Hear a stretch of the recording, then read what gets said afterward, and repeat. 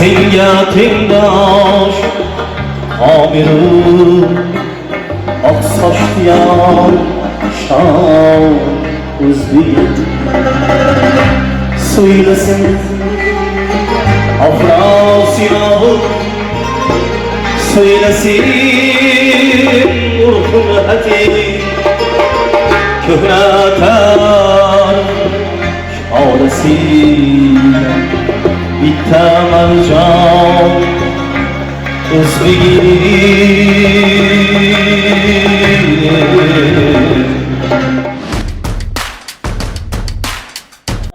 To'ylar muborakning sho'x sadolari ostida marhamat davramizga muntazir bo'lib to'ylar muborak bo'lsin.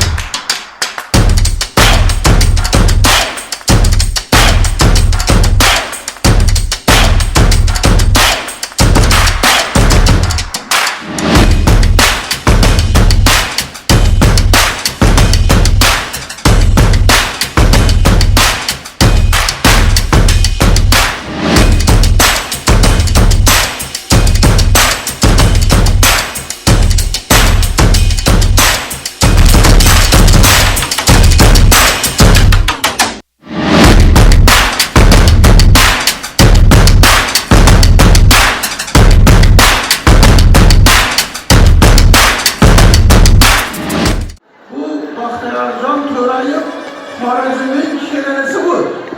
Adı aşıla, adı tam gözü. Notalarına tasma, avazın timbrine tasma, nolalarına tasma, adı tam şiirleri olmayacak. Şimdi saslamam zor edin. Saslama yetimemek durmak, bütün mutlaka tabi yaptığında zumurlu kafalara anlamı edin. Her meclisi koydan kaptan kulağınız, kullanabilirsin. Ben bakıyorum Töray'ın koşmaları için lazım. Bütün Instagram'ı valla, YouTube'u valla işlemem dedi. Çünkü avazımıza avaz, senemize sene, şu Özbekistan halk etsin olsun. Şu her işte yakış günlerde, kaptan kulağınız bilir, yaş günler olursun. Ondan. So'ylasin afrosinog'i so'ylasin urfun ateq ko'hnatar şolasin bitta marjon o'zbegim